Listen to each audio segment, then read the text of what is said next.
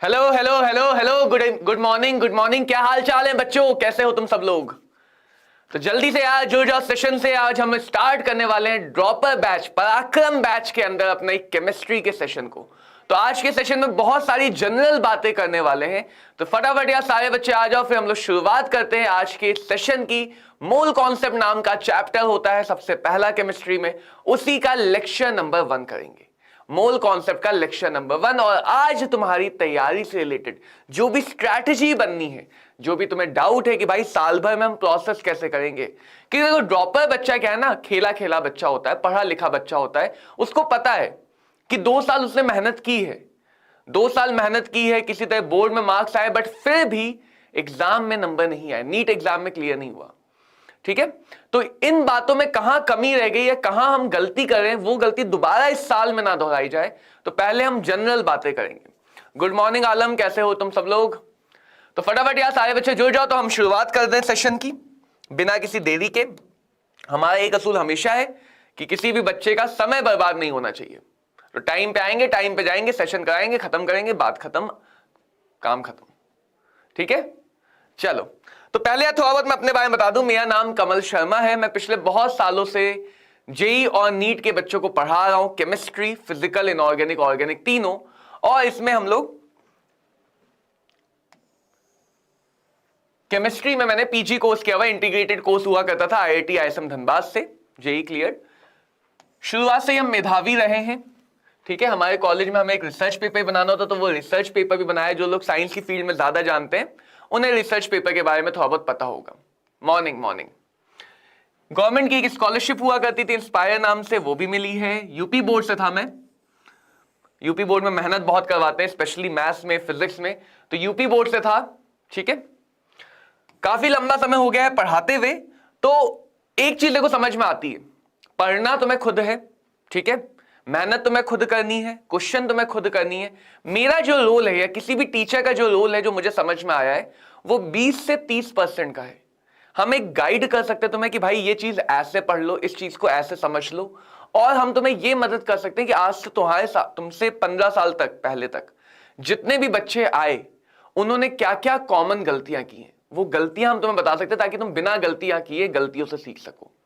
ठीक है, तो ये जो एक्सपीरियंस नाम की चीज होती है ना, ये तब तक काम नहीं आएगा जब तक तुम इसको यूटिलाइज ना करो। और तुम्हें इसको यूटिलाइज करने के लिए समझना पड़ेगा कि अगर मैं बोला कि गलती बहुत कॉमन है, तो वो एक्चुअली में बहुत कॉमन है, वो गलती होती है। तो उस बात का ध्यान रखेंगे कि इस टाइप की गलतियां हम कोशिश करें कम से कम दोहराएं, सिली मिस्टेक्स को कम से कम दोहराएं। तो जितने भी बच्चों को अभी तक पढ़ाया है, बहुतों के सिलेक्शन हुए हैं, बहुतों की अच्छी रैंक आई है। और सबसे इंपॉर्टेंट बात जो सीखी है क्लासरूम में, ऑनलाइन ऑफलाइन क्लासेस में, कि बच्चा कहां कहां पे गलती करता है, या ये टॉपिक बच्चे को कैसे आसानी से समझाया जा सकता है। ठीक है बात। अब बात करते हैं बच्चों केमिस्ट्री की। मुझसे रिलेटेड कोई भी डाउट हो तो पूछ लो यार, मुझसे रिलेटेड कोई भी डाउट हो तो पूछ लो। अब बात करते हैं केमिस्ट्री की। तो केमिस्ट्री के हैं हमारे पास 3 section, physical chemistry, inorganic, organic, जो सब जानते हैं। फिजिकल कैसे हम मास्टर करेंगे, कैसे हम केमिस्ट्री को पढ़ें कि भाई नीट में 180/180 का टारगेट है। ये हमारा टारगेट है 180/180 का नीट एग्जामिनेशन में। ये चाहिए तो चाहिए, जिद है, ध्यान रखना, ये हमारी जिद है कि ये चाहिए तो चाहिए। फिर इसमें कोई रोकने वाला नहीं, कोई टोकने वाला नहीं। सबसे पहले पार्ट आता है फिजिकल केमिस्ट्री,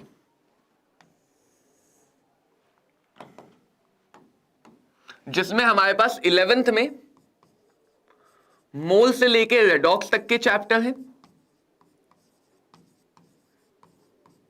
और 12th में सॉलिड स्टेट से लेके सरफेस तक के चैप्टर हैं, सरफेस केमिस्ट्री तक। ठीक है, नीट का पेपर देखो, ड्रॉपर स्टूडेंट हो तो नीट का पेपर तुम लोगों ने देखा होगा। और नीट के पेपर में जो फिजिकल केमिस्ट्री आती है बच्चों, वो बहुत ज्यादा फॉर्मूला बेस्ड आती है, कॉन्सेप्चुअल बेस्ड कम होती है। ऐसा नहीं कि बिल्कुल नहीं होती है, लेकिन मेनली जो है वो फॉर्मूला बेस्ड होती है। और अगेन जैसे मैंने बताया था कि कुछ बच्चे होंगे जिन्होंने बात फील भी की होगी, जो मैं बोल रहा हूं, जितनी बातें बोल रहा हूं, वो जो गलतियां हैं वो फील की होंगी कि सही समय पे सही फॉर्मूला याद नहीं रहता है, या क्वेश्चन पढ़ के समझ नहीं आता इसमें फॉर्मूला लगेगा कौन सा। कहां मल्टीप्लाई करना है वहां डिवाइड हो जाता है, जहां डिवाइड करना है वहां मल्टीप्लाई हो जाता है। तो फॉर्मूले पे कमांड नहीं होती, ये जो पहली गलती है, ये गलती नंबर फर्स्ट कि हमारे पास फॉर्मूले पे कमांड नहीं है,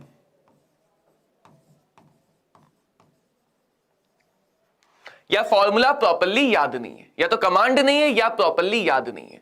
दूसरी गलती क्या होती है, कैलकुलेशन में गलती, या तो कैलकुलेशन हम कर नहीं पाते, या तो हम कैलकुलेशन कर ही नहीं पाते हैं, कैलकुलेशन देख के पसीने छूट जाते हैं, लगता है भूत देख लिया। तो या तो हम कैलकुलेशन नहीं कर पाते हैं, या हम उस कैलकुलेशन में प्लस माइनस मल्टीप्लाई डिवाइड की सिली मिस्टेक करते हैं, ये दूसरी गलती होती है। तीसरी बहुत कम जगह देखी जाती है, लेकिन यह भी होती है कि हम कॉन्सेप्ट गलत लगा देते हैं, वैल्यू गलत रख देते हैं।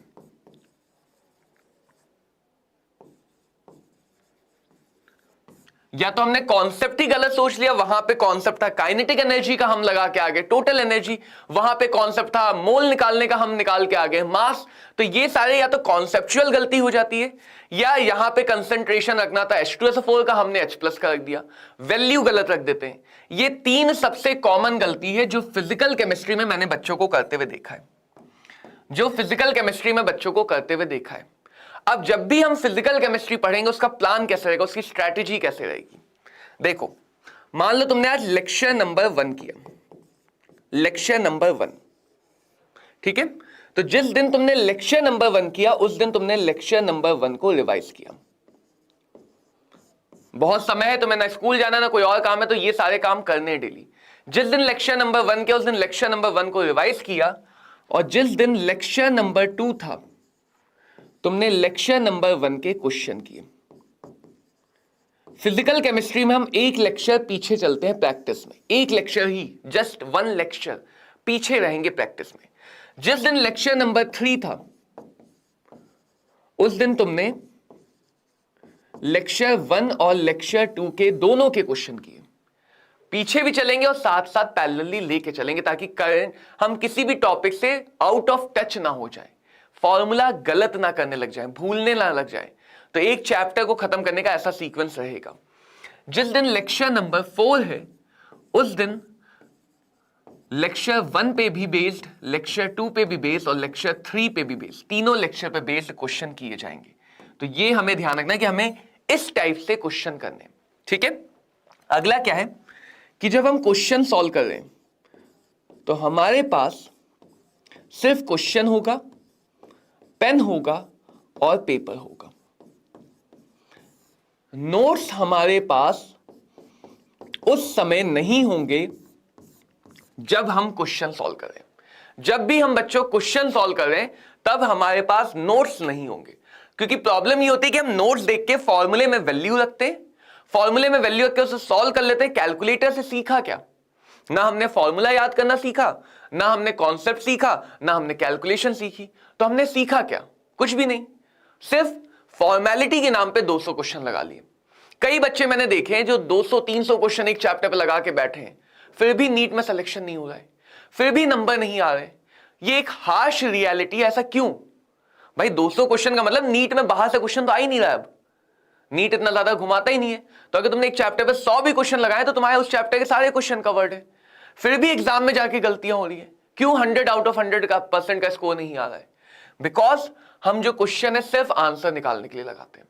बहुत बच्चों की मेंटेलिटी होती है, अगर आंसर सही आ गया तो कॉन्सेप्ट गया बाहर में, कॉन्सेप्ट साइड में कर दिया, आंसर आ गया मतलब मुझे क्वेश्चन आ गया। नहीं, आंसर तुक्के में भी आ सकता है, आंसर बस एक लक है इसलिए भी आ सकता है। कॉन्सेप्ट मेन है, उस क्वेश्चन का कॉन्सेप्ट मेन है। कई बार आंसर गलत आता है, हम बस ये देख लेते अच्छा ये गलती की थी, उसको सही करते हैं, आंसर निकालते हैं, आगे बढ़ जाते हैं। गलती क्यों हुई, वो गलती दोबारा ना दोहराई जाए, ऐसा क्या करें, इन बातों पे फोकस करना है।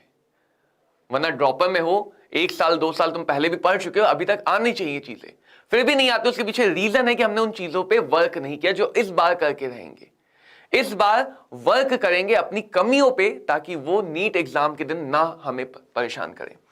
तो ये ध्यान रखना है कि फिजिकल केमिस्ट्री में जब भी क्वेश्चन करेंगे, उनको हम पेन और पेपर से मार्क करेंगे। क्वेश्चन करते समय ही उनकी लेवलिंग करेंगे, उनकी लेवलिंग करेंगे 3 4 जैसे तुम्हें मन करे उस कैटेगरी में बांट सकते हो। ये वो क्वेश्चन है जो एक ही अटेम्प्ट में हो गए, ये वो क्वेश्चन है जो एक ही अटेम्प्ट में हो गए, ये वो क्वेश्चन है जो हिंट के साथ हो गए, और ये वो क्वेश्चन है जिनके लिए तुम्हें दोबारा पढ़ना पड़ा या किसी से पूछना पड़ा।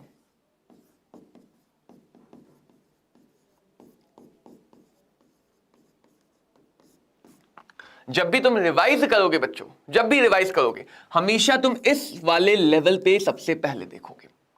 रिवीजन रिवर्स ऑर्डर में करोगे, सबसे डिफिकल्ट क्वेश्चन रिवाइज कर लिया तो इजी क्वेश्चन के कॉन्सेप्ट अपने आप याद आ जाएंगे। यानी ये क्वेश्चन तो तुम्हें दोबारा देखने की जरूरत भी नहीं, क्योंकि तुम्हें पता है ये तुम्हें आते हैं।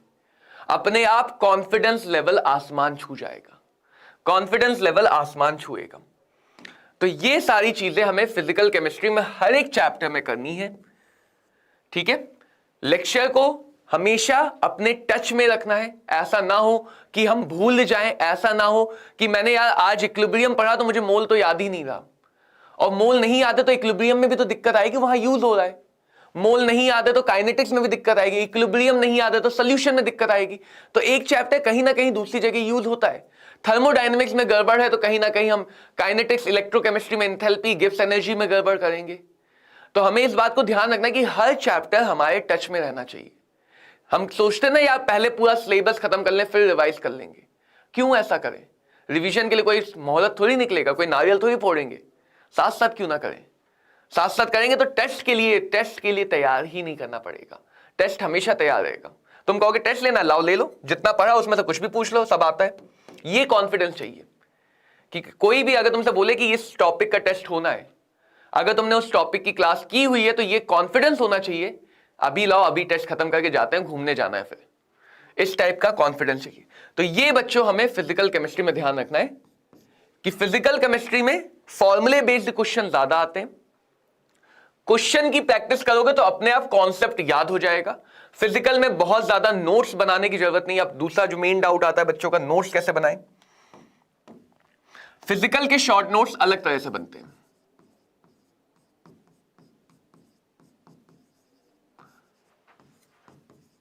फॉर्मूले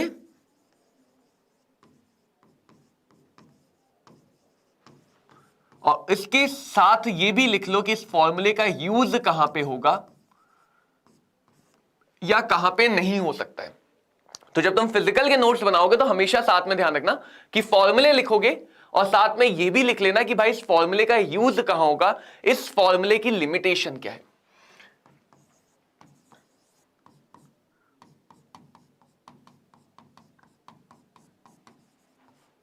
और तुम्हारे शॉर्ट नोट में कोई ऐसा पॉइंट ही होगा जो बहुत ज्यादा इंपॉर्टेंट है।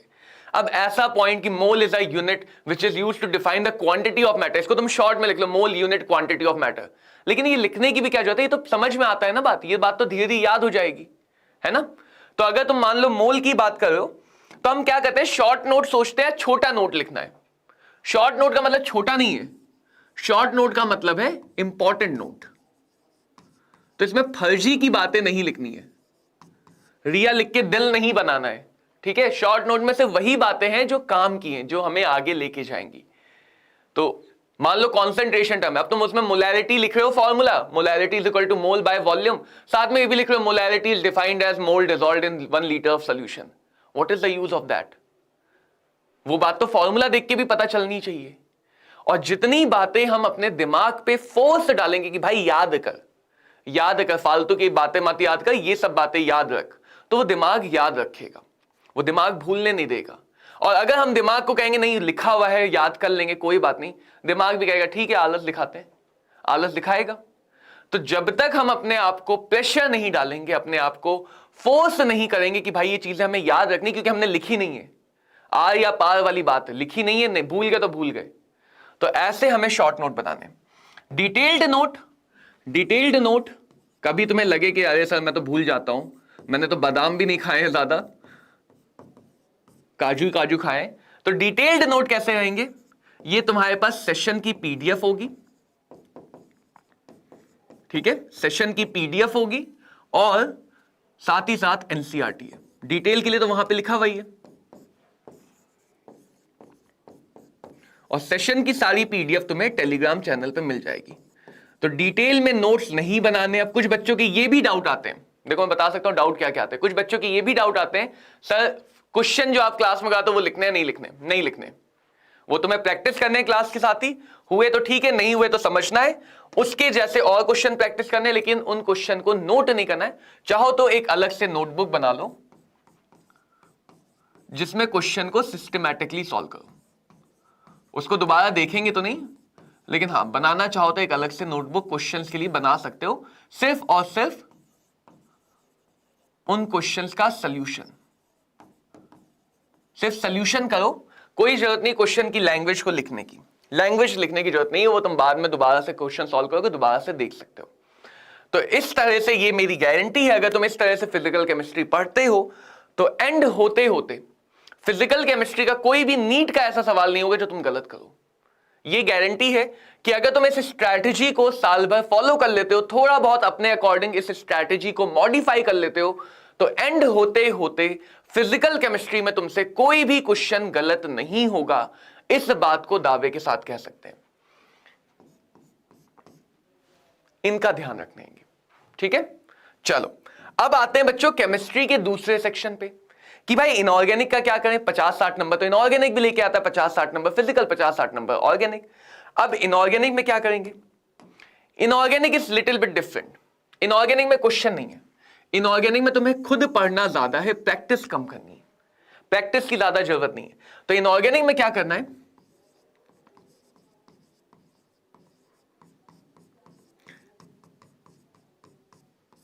वैसे तो कहते हैं कि इनऑर्गेनिक एनसीईआरटी की लाइन बाय लाइन होती है, कहीं से भी आ जाती है, लाइन बाय लाइन होती है और कहीं से भी आ जाती है, लेकिन फिर भी ये तुम्हें बताया जाएगा, फिजिकल में भी बताया जाएगा, जहां जहां से इंपॉर्टेंट है, जहां जहां एनसीईआरटी में बातें पढ़ने के लिए इंपॉर्टेंट है वो बात बताई जाएंगी।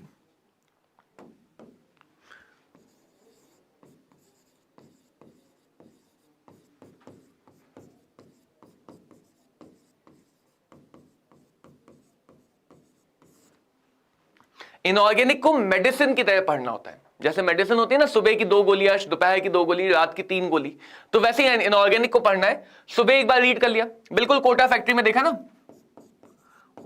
वो बेस्ट तरीका है जो अपने कोटा फैक्ट्री में मीनल भैया, मीनल दीदी थी,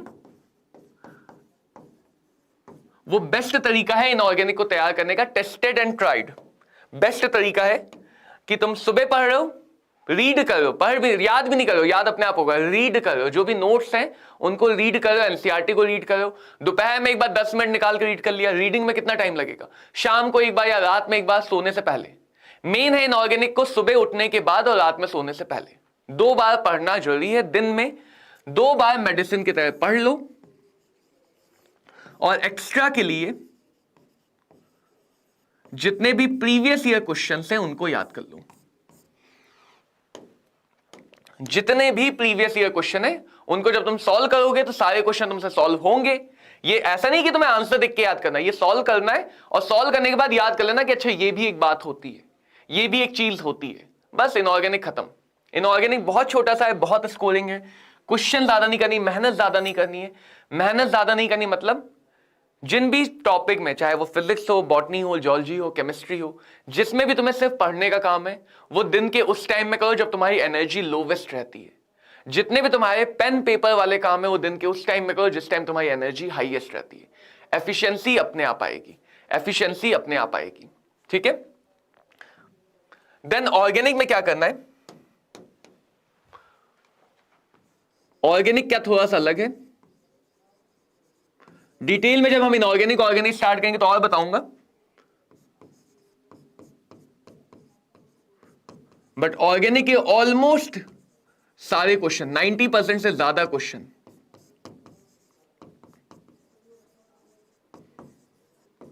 उन सारी रिएक्शन से हो जाते हैं जो एनसीईआरटी में गिवन है। तो एनसीईआरटी में दी गई एक एक रिएक्शन, एनसीईआरटी में दी गई एक एक इंटरमीडिएट और एनसीईआरटी में दिया गया एक एक ट्रांजिशन स्टेट तुम्हें याद रखना है। ये उन बच्चों का कहना है जो बच्चे नीट के टॉपर रहे हैं। हेलो काशी विश्वनाथ, कैसे हो? ठीक है, ये उन बच्चों का कहना है जो बच्चे नीट में टॉपर रहे, कि ऑर्गेनिक में जो हम बहुत ज्यादा डेप्थ में चले जाते हैं, हम जीओसी पढ़ते हैं तो भाई मीजोमेरिक इफेक्ट को एकदम पढ़ के खत्म कर डालते हैं, खत्म नहीं करना है। एरोमेटिसिटी में पता नहीं कितने एग्जाम्पल कर लेते हैं। Yes, definitely this is free and this is in no parameter less than a paid batch, and this is our guarantee that if I am taking the responsibility for chemistry, I want you to prepare for 180 out of 180, nothing less. Okay, nothing less. That's why I am telling you कि हम कैसे chemistry के तीनों section को tackle करेंगे, कैसे हम chemistry के तीनों सेक्शन को टैकल करेंगे। तीनों को पढ़ने का तरीका अलग है, और तुम ये नोटिस करोगे कि मैं तीनों को पढ़ाऊंगा भी अलग अलग तरीके से। फिजिकल में अलग रहेगा, इनऑर्गेनिक में अलग, ऑर्गेनिक में अलग। तो ऑर्गेनिक में तुम्हें सारी की सारी रिएक्शंस याद करनी है, इंटरमीडिएट और ट्रांजिशन स्टेट ज्यादा नहीं है, और ऑर्गेनिक को जब भी प्रैक्टिस करना है कम करो लेकिन अच्छे से करो। नीट में वही चीज तुम्हें आगे लेके जाएगी। ऑर्गेनिक को जब भी प्रैक्टिस करना है लिख के करना है, लिख के करना है, ठीक है। कभी भी ऐसा नहीं कि ऑर्गेनिक की बुक लेके बैठ गए और लेटे हुए आराम से तकिया डाल के हा, ऐसे प्रैक्टिस नहीं करना। लिखना है, पेन चलाना है, तभी चीजें याद रहेंगी, ठीक है। ये सारी क्लासेस यूट्यूब चैनल पे ही होंगी, और इनका तुम्हें जो भी शेड्यूल है वो टेलीग्राम पे और यूट्यूब की कम्युनिटी पोस्ट पे मिलता रहेगा। मोस्टली ड्रॉपर बैच की क्लासेस मॉर्निंग में 2 स्लॉट में होंगी, 11 एंड 12:30 पे। शेड्यूल बाकी जो है तुम्हें टेलीग्राम चैनल पे मिलता रहेगा, कमेंट में लिंक भी है, इसके नोट्स भी तुम्हें टेलीग्राम चैनल पे ही मिलेंगे, ठीक है बच्चों।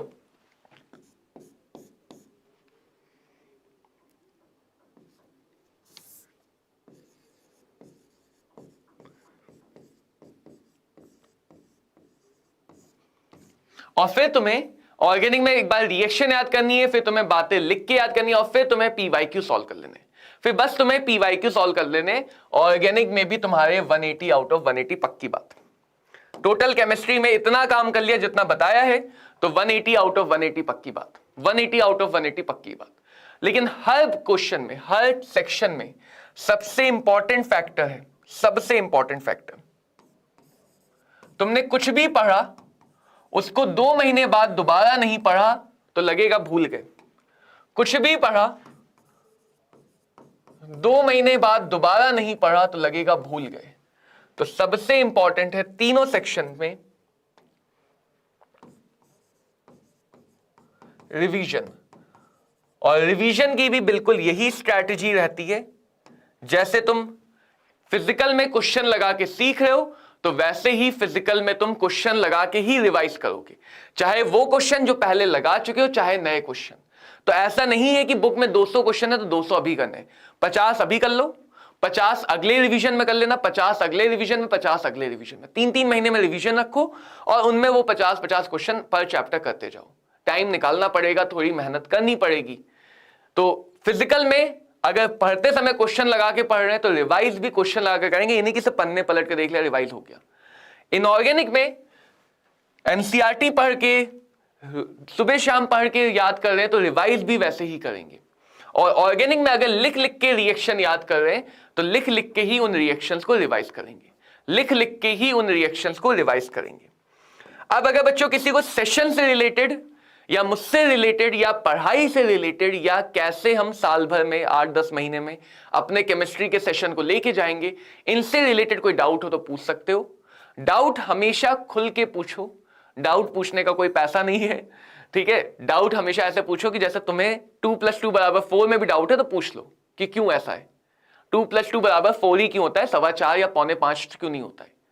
तो डाउट पूछते समय कोई शर्म नहीं, कैसी भी शर्म नहीं, तभी सीख पाओगे। वही बच्चा सीखता है जो डाउट पूछता है। बढ़े आगे, इतना क्लियर है सबको? सबको ये बात क्लियर है? तो अब हम आज का सेशन स्टार्ट करते हैं, अपना आज का चैप्टर स्टार्ट करते हैं जिसका नाम है मोल कॉन्सेप्ट, जो फिजिकल केमिस्ट्री का सबसे पहला, सबसे इंपॉर्टेंट, सबसे बेसिक कॉन्सेप्ट है।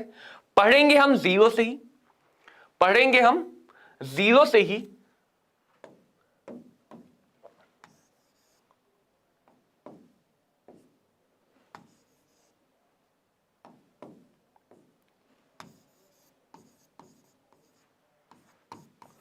और 0 से तुम्हें जाना है हीरो पे। तो पढ़ना हमेशा बेसिक से स्टार्ट करें। मैं बहुत बेसिक बेसिक बातें भी बताऊंगा, उनमें परेशान मत होना कि सर ये बात हमें आती, क्या करेंगे। अगर आती होती तो नीट में सिलेक्शन होता है, डॉक्टर बन चुके होते। अगर डॉक्टर नहीं बने हो तो इसका मतलब अभी कुछ नहीं आता है, सब सीखेंगे और सब सीख के डॉक्टर बनेंगे। तो इस कॉन्फिडेंस में बिल्कुल मत आना, क्योंकि ओवर कॉन्फिडेंस बन जाएगा कि यार ये चैप्टर मुझे आता था, मैं तो नीट में ऑर्गेनिक की वजह से रुक गया तो ऑर्गेनिक पढ़ूंगा, क्योंकि फिजिकल फिर भूल जाओगे। या मैं तो नीट में फिजिक्स की वजह से रुक गया था तो फिजिक्स पे ज्यादा ध्यान दूंगा, तो केमिस्ट्री बायो रुला देगी इस साल। इस साल रिस्क नहीं लेना चाहते हो तो हर चीज को पूरा डिटेल में पूरा टाइम देके पढ़ो। हाँ, पिछले साल जो गलती ज्यादा हुई थी उन पे फोकस ज्यादा रहेगा, बट इसका मतलब ये नहीं कि जो आता है उस पे फोकस कम करेंगे। चलो देखो, मॉक टेस्ट के बारे में हम बताएंगे जब तुम इसको प्रैक्टिस करोगे, कैसे प्रैक्टिस करनी हो, कैसे मॉक टेस्ट में तुम ज्यादा बढ़िया मार्क्स ला सकते हो। तो इस चैप्टर की शुरुआत होती है डाल्टन की एटॉमिक थ्योरी से। डाल्टन ने बहुत सारी बातें बताई, ठीक है। तो हम सबसे पहले समझते हैं कि भाई एटम क्या होता है, जो हमें ऑलरेडी सुना सा है। ये सारी डेफिनेशन देखो तुम्हें लिखनी नहीं है, बस एक बार समझनी है और आगे बढ़ना है। तो atom, molecule, ion. Physical chemistry is about physical quantities, जो हम अपने आसपास फिजिकल क्वांटिटी देखते हैं, जैसे स्पीड क्या है, मैं कितना डिस्टेंस चला, मेरा मास कितना है, मैं जगह कितनी घेर रहा हूं। इन सारी क्वांटिटीज को जब हम फिजिक्स में पढ़ते हैं, उन्हीं क्वांटिटी को अगर हम केमिस्ट्री में मॉलिक्यूलर लेवल पे ले जाके बात करना चाहें, मास ऑफ एटम, या फिर वेलोसिटी ऑफ मॉलिक्यूल, या फिर volume occupied by an ion, इस टाइप की जब हम बातें करते हैं, काइनेटिक एनर्जी ऑफ इलेक्ट्रॉन, तो वहां पे काम आती है फिजिकल केमिस्ट्री। ये स्कोप है फिजिकल केमिस्ट्री का कि कैसे हम फिजिकल पैरामीटर्स को केमिस्ट्री पे अप्लाई करते हैं, फिजिकल पैरामीटर्स को केमिस्ट्री पे कैसे अप्लाई किया जाता है। ठीक है, बात क्लियर सबको? क्लियर है, क्लियर है, क्लियर है। तो सबसे पहले बात आती है कि भाई वो केमिकल पार्टिकल्स होते क्या क्या है। तो हम बोलते हैं एटम, मॉलिक्यूल एंड आयंस। ये बेसिकली होते हैं atom, molecule and ion. Atom का मतलब किसी भी मैटर का, कोई भी मैटर हो, कैसा भी मैटर हो, उसका सबसे छोटा बिल्डिंग ब्लॉक, जो डाल्टन ने कहते हैं जिसे काटा नहीं जा सकता है, उसको कहा जाता है एटम, उसको कहा जाता है एटम। मॉलिक्यूल में बहुत लोगों को डेफिनेशन पता है कि molecule is something which is combination of atom, लेकिन सारे मॉलिक्यूल बहुत सारे एटम वाले नहीं होते। हर मॉलिक्यूल में एटम का कॉम्बिनेशन हो ये जरूरी नहीं है। तो बहुत सारे लोगों को वो इनकम्प्लीट डेफिनेशन पता हो। मॉलिक्यूल का मतलब है किसी भी चीज का सबसे छोटा केमिकल फॉर्म। वो एक एटम भी हो सकता है, वो 2 एटम भी हो सकते हैं, वो 50 एटम भी हो सकते हैं। किसी भी पार्टिकल का, किसी भी कंपाउंड का, किसी भी एलिमेंट का वो सबसे छोटा फॉर्म जो नेचर में फ्रीली एग्जिस्ट कर सकता है, फ्रीली एग्जिस्ट कर सकता है, उसकी सारी प्रॉपर्टीज को एक्सप्लेन कर सकता है, वो कहलाता है उसका मॉलिक्यूलर फॉर्म। जैसे फॉर एग्जांपल हीलियम का एटम, तुम एक एटम लिखते हो, हीलियम के मॉलिक्यूल में कौन सा कॉम्बिनेशन ऑफ एटम हुआ। या सोडियम का एटम लिखते हो तो Na लिखते हो, तो सोडियम में कौन सा एटम का कॉम्बिनेशन हुआ। तो सारे मॉलिक्यूल में एटम का कॉम्बिनेशन होना कंपलसरी नहीं है, एटम का कॉम्बिनेशन होना कंपलसरी नहीं है। तो मॉलिक्यूल का मतलब है वो फॉर्म जो सबसे छोटी फॉर्म है, जिसको हम बोलेंगे डिफॉल्ट फॉर्म, जिसको हम बोलेंगे डिफॉल्ट फॉर्म। एंड आयन, कोई भी ऐसा एटम या ऐसा मॉलिक्यूल जिसपे नेट चार्ज बैलेंस नहीं है, नेट चार्ज 0 नहीं है। अगर पॉजिटिव है, अगर नेट चार्ज पॉजिटिव है तो उसको बोलेंगे कैटायन। अगर नेट चार्ज निगेटिव है, कहां गया निगेटिव, ये रहा, अगर नेट चार्ज निगेटिव है तो उसको बोलेंगे एनायन। तो ये बेसिक सी डेफिनेशन है कि हम बार बार एटम, मॉलिक्यूल, आयन बोलेंगे तो हमें थोड़ा बहुत पता हो atom is different than molecule, molecule is different than ions. तो अगर मैं क्वेश्चन में बोलूं ऑक्सीजन एटम तो तुम्हें ऑक्सीजन एटम सोचना है। अगर मैं क्वेश्चन बोलूं ऑक्सीजन मॉलिक्यूल तो तुम्हें O2 सोचना है। और अगर मैं क्वेश्चन बोलूं ऑक्सीजन आयन तो मे बी तुम्हें ऑक्साइड आयन सोचना है। तो क्वेश्चन में ये सिली मिस्टेक कराती है, ये डिफरेंसेस पे हम ध्यान नहीं देते और सिली मिस्टेक्स होती हैं। तो ध्यान रखना कि ये डेफिनेशन पता होनी चाहिए एसएम अवॉइड करने के लिए, सिली मिस्टेक्स को अवॉइड करने के लिए। ठीक है, बात क्लियर सबको? अब इसी से जुड़ा हुआ टर्म आता है एटॉमिसिटी, जो बहुत ज्यादा यूज होगा, बहुत ज्यादा यूज होगा। एटॉमिसिटी का मतलब किसी मॉलिक्यूल में, किसी आयन में, किसी भी चीज में कितने एटम प्रेजेंट हैं एक पार्टिकल में। एटॉमिसिटी का मतलब एक में कितना है, सिंपल वर्ड में एक में कितना है। मोनो एटॉमिक जैसे हीलियम, सोडियम, ये सब मोनो एटॉमिक मॉलिक्यूल होते हैं। मोनो एटॉमिक मतलब जिसमें एक एटम है। डाई एटॉमिक, परमाणुकता कहते हैं इसे, परमाणुकता, O2, CO, NO, Cl2। एक ही जैसे एटम भी दो हो सकते हैं या टोटल मिला के दो एटम हो सकते हैं। नीचे जो भी लिखा होता है वो एटॉमिसिटी होता है। Try atomic, try atomic, ozone, CO2, H2O, NO2, N2O, etcetera. और इसी तरह हम आगे पॉली एटॉमिक भी डिफाइन कर सकते हैं। पॉली का मतलब जनरली ये होता है, पॉली मतलब कि एक से ज्यादा एटम है। तो इन सारे मॉलिक्यूल्स को पॉली एटॉमिक भी कहा जा सकता है। तो एटॉमिसिटी वर्ड हम बार बार यूज करेंगे, ध्यान रखना। एटॉमिसिटी ऑफ कार्बन कहा जाए तो सिर्फ कार्बन के कितने एटम है ये देखो। एटॉमिसिटी ऑफ ऑक्सीजन कहा जाए तो सिर्फ ऑक्सीजन के कितने एटम है ये देखो। और अगर सिर्फ एटॉमिसिटी कहा जाए तो हमेशा टोटल, हमेशा टोटल। कुछ डिफॉल्ट बातें आती हैं जो हमें ध्यान रखनी होती हैं। जैसे जब भी मॉलिक्यूल एटम आयन में बोला जाए, नहीं बताया कि मॉलिक्यूल है, एटम है, आयन है, तो डिफॉल्ट हम मान के चलेंगे मॉलिक्यूलर फॉर्म। वैसे अगर नहीं बताया गया इसका है उसका है तो डिफॉल्ट हमेशा मान के चलते हैं ओवरऑल। ओवरऑल बात करेंगे फिर। सबको क्लियर है ये बात? सबको समझ में आ गया एटॉमिसिटी क्या होता है? एटॉमिसिटी क्या होता है? अब सपोज तुम बाजार गए, तुम मार्केट में गए और तुम्हें टमाटो खरीदना है। तुम्हें क्या खरीदना है? टमाटर, लाल लाल हरे हरे देसी टमाटर। या तुम्हें कोल्ड ड्रिंक खरीदनी है, या सपोज तुम्हें पेंसिल खरीदनी है, मर्डर करने के लिए पेंसिल। अब पेंसिल से कैसे मर्डर होता है वो तुम सोचो। ठीक है, तुम्हें ये सारी चीजें खरीदनी मान लो। तो टमाटो खरीदोगे कैसे? तुम बोलोगे कितने किलो है, यूजुअली किलोग्राम, या तुम बोल दोगे 250 ग्राम दे दो, यूजुअली ग्राम में। या अगर मैं बोल रहा हूं 1 किलो टमाटर, तो तुम्हारे दिमाग में इमेज आ रही होगी ना, कुछ ऐसे लाल लाल टमाटरों की इमेज आ रही होगी, लगभग इतने 10 टमाटर, 5 टमाटर। कभी तुम अगर सब्जी वाले के पास गए हो तो अंदाजे से देते हो, अच्छा देखो इसे ये 1 किलो हो रहा है शायद, ऐसे देते हो ना। तो यूजुअली हम टमाटो की जो क्वांटिटी है, टमाटर की जो क्वांटिटी है, उसकी क्वांटिटी को बता रहे हैं मास में।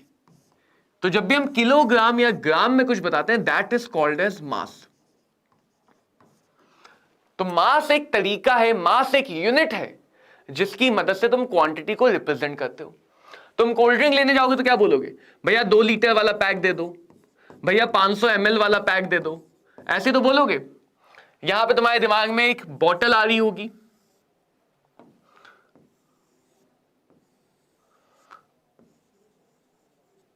कोल्ड ड्रिंक की एक बॉटल आ रही होगी। अब ऐसा शेप क्यों मुझे नहीं पता, लेकिन ऐसा ही है। तो इसमें तुम्हें कोल्ड ड्रिंक दिख रही होगी 500 ml और 2 लीटर में तुम्हें पता चल रहा होगा 500 ml। और 2 लीटर में बड़ा कौन सा है भाई? 500 ml और 2 लीटर में बड़ा कौन सा है? प्रणाम पारुल। 500 मिलीलीटर और 2 लीटर में बड़ा कौन सा? तो तुम्हें पता है 2 लीटर बड़ा है, जबकि 2 और 500 को सोचो तो 500 बड़ा है। तो यूनिट का रोल तुम्हें पता है, फिर भी हम इसको अप्लाई नहीं करते। यूनिट का रोल पता है फिर भी अप्लाई नहीं करते। 2 लीटर 500 ml में देख के ही पता चलता है कि भाई 500 ml छोटा है। यही मैं अगर बोल दूं अभी मोल में, तो गड़बड़ा जाओगे कि 5 मोल और 50 ग्राम बताओ बड़ा कौन सा है। 5 मोल और 50 ग्राम बताओ बड़ा कौन सा है, तो घबरा जाओगे। क्यों? क्योंकि मोल के साथ ऐसा खेला नहीं है जैसे तुमने इन सब चीजों के साथ खेला है। तो इस चैप्टर में हमें मोल के साथ खेलना है और बहुत अच्छे से खेलना है। पेंसिल देने जाओगे तो बोलोगे भैया 1 पेंसिल दे दो, ठीक है, नंबर बताओगे कितने नंबर चाहिए पेंसिल के। या हो सकता है डजन में बता दोगे कि भैया आधी दर्जन पेंसिल दे दो, बहुत सारा काम है, स्कूल का असाइनमेंट करना है, लोगों की आंख में चुभाना है। तो बहुत सारा आंख वाला आइडिया सीरियसली मत लेना, तो बहुत सारा काम है पेंसिल का, ये हम करेंगे। करेक्ट है, मिलीलीटर का हटा दो तो 500 बड़ा हो जाएगा, बिल्कुल सही बात है, बिल्कुल सही बात है। तो ये चीजें हमें बहुत कंफर्टेबली पता है कि हम बच्चों क्वांटिटी को मास, वॉल्यूम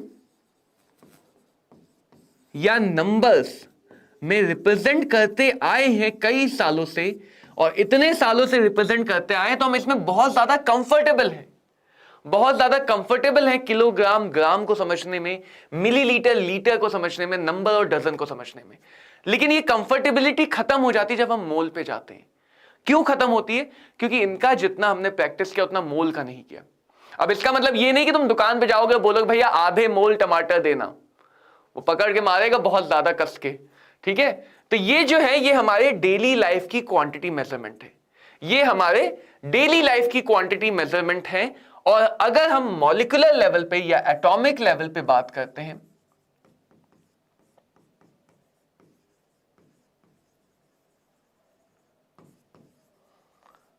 तो उस लेवल पे ये सारे उतने यूजफुल नहीं रहते, क्योंकि एक सिंगल से पार्टिकल का मास या वॉल्यूम बहुत कम होगा, और एक सिंगल से पार्टिकल में काउंटिंग करेंगे तो बहुत ज्यादा होगा, बहुत ज्यादा होगा। तो इसीलिए इस लेवल पे जो हम क्वांटिटी मेजरमेंट के लिए लेके आए, क्वांटिटी मेजरमेंट के लिए जिसको लेके आए उसको बोला गया मोल।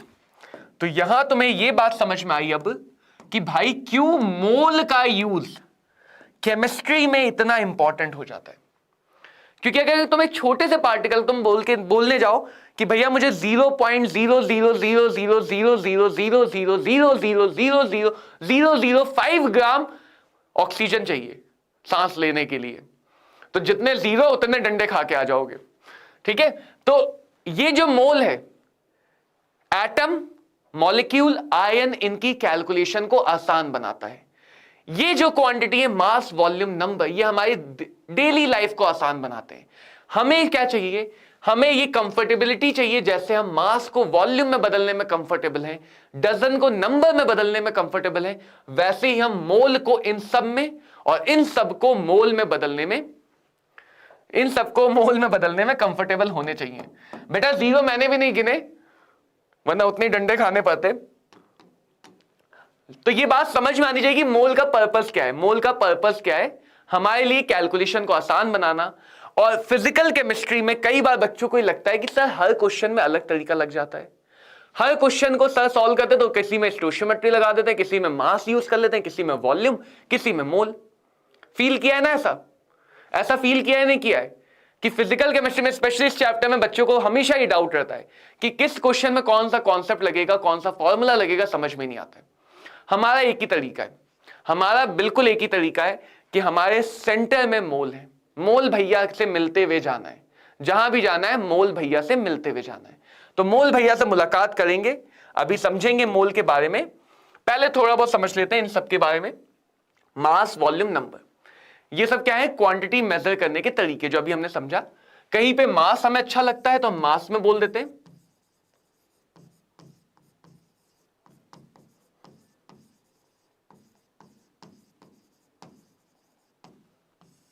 मास की एसआई यूनिट किलोग्राम, बाकी यूनिट ग्राम, मिलीग्राम, नैनोग्राम, माइक्रोग्राम, बहुत सारी चीजें हो सकती हैं, ठीक है। Ton, quintal. वॉल्यूम, वॉल्यूम का मतलब कितनी जगह ऑक्यूपाई किया। वॉल्यूम के SI unit metre cube, centimetre cube हो सकता है, मिलीलीटर हो सकता है, लीटर हो सकता है। वॉल्यूम के लिए यह ध्यान रखो कि 1 लीटर में 1 डेसीमीटर क्यूब होते हैं, या फिर 1000 लीटर 1 मीटर क्यूब के बराबर होता है, या फिर 1 ml 1 सेंटीमीटर क्यूब, या इसी को क्यूबिक सेंटीमीटर कहते हैं, सीसी, इसके बराबर होता है। तो जैसे तुमने सुना है ना बाइक, भैया मेरी बाइक 350 सीसी की है, बाप रे, 350 सीसी का मतलब उसके इंजन में एक बार में 350 ml। जी हाँ पारुल, बिल्कुल सही बात है, बिल्कुल सही बात है। मिलेंगे हम, वहां भी मिलेंगे, ठीक है। यहां पे हम थोड़ा अलग भाषा में बात करें, वहां पे हम अलग भाषा में बात करेंगे। तो इसका मतलब क्या है? 350 सीसी का कि बाइक में अगर 350 का इंजन लगा है तो वो एक बार में जब उसका पिस्टन घूमेगा धक धक धक धक धक धक, तो एक बार में वो 350 ml हवा को डिस्प्लेस करके पावर देगा। तो तुमने सुना है ना 150 सीसी की बाइक, 100 सीसी की बाइक, 2000 लीटर का इंजन। तो इंजन में जब भी हम लीटर या सीसी बताते हैं तो वो उसकी कैपेसिटी बताता है। जितनी अच्छी कैपेसिटी उतना तेज गाड़ी भागेगी, फट से गोली की तरह भाग के जाओगे। नंबर का मतलब क्या है? नंबर में तो कोई यूनिट होती नहीं है, नंबर की कोई यूनिट तो होती नहीं, लेकिन नंबर में हम कभी कभी डजन में जरूर बात कर लेते हैं। डजन का मतलब 12 unit. Dozen is always equal to 12। Dozen is always equal to 12। ठीक है? Yes Parul, thank you. मिलेंगे हम लोग वहां भी जल्दी। अब जरा तनिक इधर आओ और कुछ बातों पे ध्यान दो। ये हमारे हो गए नॉर्मल डेली लाइफ की quantity measurement, mass volume number, mass volume number, ये सारे हो गए नॉर्मल डेली लाइफ की क्वांटिटी मेजरमेंट। अब थोड़ा इधर सुनो। अगर मैं तुमसे कहूं 5 किलोग्राम में कितने ग्राम होते हैं, चलो फटाफट बता दो 5 किलोग्राम में कितने ग्राम होंगे। या मैं तुमसे कहूं 6 एप्पल्स कितने डजन होंगे। छोटे से 2 ही एग्जाम्पल बताऊंगा, उससे काम चल जाएगा हमारा। ठीक है? 5 किलोग्राम में कितने ग्राम होंगे, तो तुम्हारा जवाब आएगा भाई 5 में सर 1000 से गुणा का, तो ये भी कोई पूछने वाली बात है? ये तो बच्चा बच्चा बता लेता है। 5000 ग्राम होंगे। 6 एप्पल में कितने डजन होंगे, तो मुझे लगता है तुमने कैलकुलेट भी नहीं किया है। 6 एप्पल में कितने डजन है बाय डिफॉल्ट हमें दिमाग में याद है, कैलकुलेशन तक याद है, इतनी प्रैक्टिस की हुई है। बट इसमें 12 से डिवाइड करेंगे तो ये आधा दर्जन कहलाता है, आधा दर्जन कहलाता है। मैं चाहूंगा कि तुम यहां पे फोकस करो कि तुमने 1000 या 12 ही क्यों लिया, 500 या 10 क्यों नहीं ले लिया, 1000 या 12 ही क्यों लिया। रीजन ये है कि 1000 इसलिए लिया क्योंकि 1 किलोग्राम में 1000 होते हैं। यहां पे 12 इसलिए लिया क्योंकि 1 डजन में 12 होते हैं। तो जब भी हम कन्वर्जन करते हैं, जब भी हम एक टाइप की क्वांटिटी को दूसरे टाइप में, यस 12 का मतलब ही 1 दर्जन होता है, तो जब भी हम एक टाइप की क्वांटिटी को दूसरे टाइप की क्वांटिटी में कन्वर्ट कर रहे हैं, जिस भी कन्वर्जन फैक्टर से, कन्वर्ट करने वाले फैक्टर से हम मल्टीप्लाई या डिवाइड कर रहे हैं, वो हमेशा 1 की यूनिट में दिखाता है। वो हमेशा यह बताता है कि 1 में कितना है, 1 में जितना है उसके अकॉर्डिंग हम बाकी में कितना है ये निकालते हैं। अगर 1 में 12 है तो 2 में ऑब्वियसली 24 होगा। इसी को बोलते हैं यूनिटरी मेथड, एकांकी मेथड। तो हमेशा हमारा टारगेट है कि 1 में कितना है, अगर हमें कन्वर्ट करना है। तो अगर कल को मुझे मोल को इसमें या इसको मोल में कन्वर्ट करना पड़े, तो भी इंफॉर्मेशन क्या चाहिए होगी कि भाई 1 में कितना है। इंफॉर्मेशन क्या चाहिए होगी कि भाई 1 में कितना है।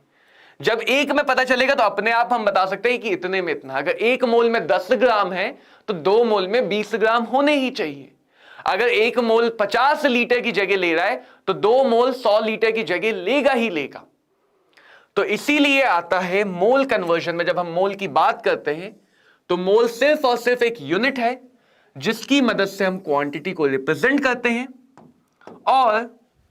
और मोलर हमें जरूरत पड़ती है, मोलर क्वांटिटी की जरूरत पड़ती है। मोलर का मतलब हमेशा होता है how much is present in 1 मोल। देखो अभी हम एएमयू इन सब की बातें नहीं करेंगे, एटॉमिक मास यूनिट क्या होता है, कैसे होता है, ये मैं तुम्हें सिखा दूंगा। ये जो बेसिक बातें, हमारा मोल कॉन्सेप्ट स्टार्ट करने का तरीका ही अलग है। हम वो atomic mass, gram atomic mass, relative atomic mass, इन सब फालतू की चीजों पे शुरुआत में नहीं जाते हैं। शुरुआत में हम अपने काम की चीज पे जा रहे हैं। तो अगर तुम्हें चाहिए हो कभी तो 1 AMU का एक कन्वर्जन है, वरना इसके बारे में हम बाद में बात जरूर करेंगे इस चैप्टर के अंत में। चैप्टर के अंत में सिग्निफिकेंट फिगर क्या होता है, एक्यूरेसी क्या होती है, केमिकल लॉज क्या है, जो भी छोटी मोटी बातें इस चैप्टर में वो अंत में करेंगे, सिर्फ एक फॉर्मेलिटी के लिए। तो मोलर का मतलब क्या है वो समझो। मोलर का मतलब क्या है? मोलर का मतलब 1 में कितना है। याद है? वेरी गुड, याद है, बढ़िया है। छोटी बातें याद है, अच्छी बात है। इसीलिए मैं कहता हूं शॉर्ट नोट में फालतू की बातें मत लिखो, जो बातें याद है वो ना ही लिखो, अच्छा है। तो मोलर का मतलब है कि भाई एक मोल में कितना है, कितने में? एक मोल में। अगर मैं बोलूं मोलर मास, एक मोल में मास कितना है। मोलर वॉल्यूम, एक मोल में वॉल्यूम कितनी है। मोलर हीट कैपेसिटी, एक मोल की हीट कैपेसिटी कितनी है। मोलर इंथैल्पी, एक मोल की इंथैल्पी कितनी है। मोलर, मान लो कहा जाए इलेक्ट्रोनेगेटिविटी, तो एक मोल की इलेक्ट्रोनेगेटिव। मोलर वैलेंसी, एक मोल की वैलेंसी कितनी है। मोलर रेडियस, एक मोल का साइज कितना है। तो जब भी हम मोलर वर्ड बोलते हैं, MOLAR, उसका मतलब एक मोल। मोलर मास का मतलब एक मोल में कितना मास है, एक मोल में कितना मास है। तो इसकी यूनिट हो जाती है ग्राम पर मोल, ग्राम पर मोल। मोलर वॉल्यूम का मतलब एक मोल में कितनी वॉल्यूम है, इसको यूजुअली हम दिखाते हैं लीटर पर मोल। तो देख सकते हो यहां पे जरूरी नहीं हमेशा SI यूनिट में दिखाया जाए, हमेशा SI में दिखाना जरूरी नहीं। मोलर यूनिट का मतलब एक मोल में कितने नंबर प्रेजेंट है। जैसे डजन में डिफाइन है 1 डजन 12, वैसे यहां पे भी। तो ये ध्यान रखो कि मोल हमेशा में ये ऐसे याद रहता है, बचपन से ये रखता है कि एक मोल का मतलब 6.022 इंटू 10 टू द पावर 23। तो एक इरेजर उठाओ और इसको ऐसे इरेज कर दो, ऐसे इरेज कर दो, क्योंकि मोल का मतलब हमेशा एवोगैड्रो नंबर नहीं है। मोल का मतलब हमेशा एवोगैड्रो नंबर नहीं है। अगर मास में बात करेंगे तो अलग मतलब है, वॉल्यूम में बात करेंगे तो अलग नंबर है। एवोगैड्रो नंबर सिर्फ तभी है जब हम नंबर्स में बात कर रहे हैं, जब हम नंबर में डील करना चाहते हैं, तभी मोल का मतलब एवोगैड्रो नंबर है, वरना मोल का मतलब ये नहीं है। ठीक है, कई जगह हम एसटीपी की बात करेंगे, कहां करेंगे, क्यों करेंगे, समझाऊंगा। तो एसटीपी यानी standard temperature and pressure, NTP का मतलब normal temperature and pressure. Approximately हम एसटीपी और एनटीपी को सेम मानते हैं, थोड़ा सा अंतर होता है। टेम्परेचर दोनों में 0 डिग्री सेल्सियस है, प्रेशर एक में 1 बार है और एक में 1 ATM है, तो थोड़ा सा अंतर है, लेकिन उस थोड़े से अंतर को अभी हम इग्नोर करेंगे, ये गैसियस स्टेट में समझेंगे, इसको हम बच्चों गैसियस स्टेट में समझेंगे। ठीक है, देखो मोलर मास एटम के लिए याद रखते हैं, मॉलिक्यूल के लिए निकालते हैं। मोलर मास का मतलब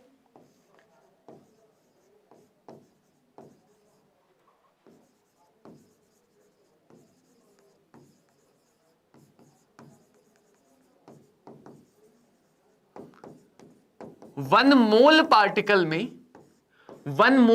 में जितना मास है उसको कहा जाता है मोलर मास। उसको क्या कहा जाता है? Molar mass. 1 मोल पार्टिकल में जितना मास है। तो एटम के लिए याद रखना है, कुछ स्पेशल को छोड़ दो, जैसे हाइड्रोजन का 1, नाइट्रोजन का 14, ठीक है, बेरिलियम का 11, नहीं 9 से भी काम चल जाएगा, चलो बेरिलियम का 9, क्लोरीन का 35.5 एंड आर्गन का 40। इसके अलावा 20 तक की छोटी सी ट्रिक है जो बच्चे भी जानते हैं, तुम भी शायद जानते ही होगे। अगर एटॉमिक नंबर इवन है तो डबल कर दो एटॉमिक नंबर को, अगर एटॉमिक नंबर ऑड है, विषम संख्या है, तो उसको दुगना करके 1 जोड़ दो। ठीक है, पीरियोडिक टेबल याद करा देंगे पारुल, याद करने की कोई चिंता मत करो, सब याद करा दिया जाएगा, किसी भी चीज को याद करने की चिंता मत करो। देखो ये हम तो इसी गलती कर लेते हैं यार, कि हम जब 11 पढ़ रहे होते तो हमें 12 में लगता है 12 कैसे करेंगे, 12 कैसे करेंगे, 12 पढ़ रहे होते तो 11 का याद आता है। तो फोकस नहीं टूटना चाहिए। पीरियोडिक टेबल कैसे याद करना है सिखाया जाएगा। हिंट दे रहा हूं, मीनल कोटा फैक्ट्री वाली इनऑर्गेनिक में जो भी तुम्हारे डाउट है, मीनल को देख लो कोटा फैक्ट्री में, वो सारे डाउट सॉल्व करती है। बिल्कुल वैसे ही पढ़ेंगे इनऑर्गेनिक, पीरियोडिक टेबल याद करेंगे, फिर सुबह मन में रिवाइज करेंगे मंत्र की तरह, शाम को मंत्र की तरह रिवाइज करेंगे। पीरियोडिक टेबल याद हो गई, ठीक है, ठीक है ना पारुल, दिक्कत तो नहीं कोई, याद करवा दी जाएगी, चिंता मत करो। हीलियम का डबल 4, कार्बन का डबल 12, नियॉन का डबल 20, तो जो भी इवन पोजीशन पे उनके लिए जस्ट डबल कर दो 16, सिलिकॉन के लिए 28, कैल्शियम के लिए 40, सल्फर के लिए 32, मैग्नीशियम के लिए 24। तो ये रेड वालों को छोड़ के हाँ 11 से पढ़ेंगे, 11 से पढ़ेंगे, बिल्कुल 11 से ही पढ़ेंगे। तो रेड वालों को छोड़ के जितनों के भी एटॉमिक नंबर इवन है उनके लिए डबल, जितनों के भी एटॉमिक नंबर ऑड है 3 का डबल +1, 9 का डबल +1, 15 का डबल +1, 5 का डबल +1, 11 का डबल +1। तो जितनों के भी ऑड है 13 का डबल +1, 19 का डबल +1, उनके लिए डबल +1। ऐसे करके हम छोटे छोटे एटम्स के एटॉमिक नंबर याद रखते हैं, मास याद रखते हैं, मोलर मास, सारे मास ग्राम पर मोल में होते हैं। मोलर का मतलब हमेशा एक मोल, बहुत सारे पार्टिकल है उन सबका कंबाइंड मास बताया जा रहा है। यही बाद में एटॉमिक मास बनेगा, लेकिन उसकी चर्चा बाद में होगी। तो फिलहाल ध्यान रखेंगे एटम के मोलर मास कुछ याद रखते हैं कॉमन वाले, जो अनकॉमन है वो एग्जाम हमेशा देता है, जो अनकॉमन है वो एग्जाम तुम्हें हमेशा देगा, तो उनको याद रखने की जरूरत भी नहीं है, वो यूज करते हुए याद होंगे। मॉलिक्यूल के लिए बस सबको ऐड कर लेंगे, मॉलिक्यूल के लिए सबको ऐड कर लेंगे। वॉल्यूम में ध्यान रखना कि अगर हम बात करें सॉलिड या लिक्विड की, सॉलिड या लिक्विड की बात कर रहे हैं, और या फिर हम बात करेंगे गैस की, या हम बात करेंगे गैस की। सो सॉलिड या लिक्विड की वॉल्यूम डेफिनेट होती है। ऐसा तो नहीं है ना कि अगर तुम आधे लीटर की कोल्ड ड्रिंक को 2 लीटर की बोतल में डालो तो वो 2 लीटर बन जाएगी, ऐसा तो नहीं होगा।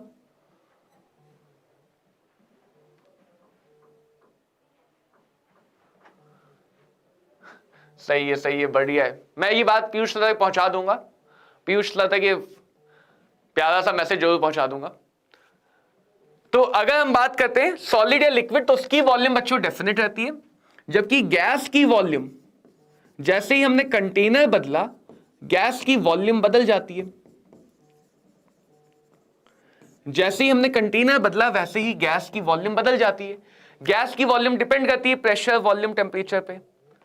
गैस की वॉल्यूम डिपेंड करती है प्रेशर, वॉल्यूम और टेम्परेचर पे। प्रेशर, वॉल्यूम, टेम्परेचर पे उसके लिए इक्वेशन आती है PV = nRT। तो वॉल्यूम डिस्कशन हमेशा अलग तरह से काम करता है। वॉल्यूम डिस्कशन हमेशा 2 पार्ट में डिवाइड होगा। सॉलिड या गैस के लिए करना है तो तुम्हें फॉर्मूला यूज करना है density. Density is equal to mass of the substance divided by volume. हर जगह पूरी केमिस्ट्री में मास को मैं W से ही दिखाता हूं, वॉल्यूम को V से दिखाता हूं। तो धीरे धीरे हम सिंबल में चले जाएंगे ताकि लिखेंगे कम, ठीक है। और गैस के लिए अगर तुम्हें वॉल्यूम चाहिए तो तुम PV = nRT की बात करोगे, तो गैस के 1 मोल की, कोई सी भी गैस हो, अगर उसको STP या NTP पे रखा गया है, इसीलिए स्टैंडर्ड टेम्परेचर और प्रेशर, तो प्रेशर, टेम्परेचर पता, R पता, ये इक्वेशन कैसे यूज होती है चैप्टर 5 में समझेंगे। तो अगर किसी गैस को STP या NTP पे रखा गया है तो 1 मोल ऑफ एनी गैस की वॉल्यूम होती है 22.4 लीटर, जिसको हम बोलते हैं molar volume of gas at STP और NTP। STP या NTP पे गैस की वॉल्यूम, STP या NTP पे गैस की वॉल्यूम। तो ध्यान रखेंगे बच्चों, अगर क्वेश्चन में कभी भी डेंसिटी की बात की जाए, क्वेश्चन में कभी भी डेंसिटी गिवन हो, तो डेंसिटी के लिए हम लोग हमेशा मास वॉल्यूम रिलेट करेंगे। Density is always used to relate mass with volume. तो वॉल्यूम कभी भी डायरेक्टली नहीं फाइंड करते हैं सॉलिड लिक्विड के लिए, हमेशा डेंसिटी से होते हुए पास करते हैं। गैस के लिए वॉल्यूम और मास हमेशा रिलेटेड नहीं है, डेंसिटी फिक्स नहीं है। गैस की वॉल्यूम कंटेनर टू कंटेनर बदल जाती है, and because of that gas के लिए वॉल्यूम एनालिसिस डिफरेंट है। गैस के लिए वॉल्यूम के एनालिसिस अलग है, सॉलिड लिक्विड के लिए वॉल्यूम के एनालिसिस हमेशा अलग होगी। मास में ऐसा कुछ नहीं है, mass is a temperature independent. Volume है जो टेम्परेचर पे डिपेंड करती है, वॉल्यूम है जो टेम्परेचर पे डिपेंड करती है। देन बात करें मोलर यूनिट, बहुत सिंपल सा, जैसे डजन में फिक्स है। 1 मोल में हमेशा एवोगैड्रो नंबर ऑफ यूनिट्स होती है।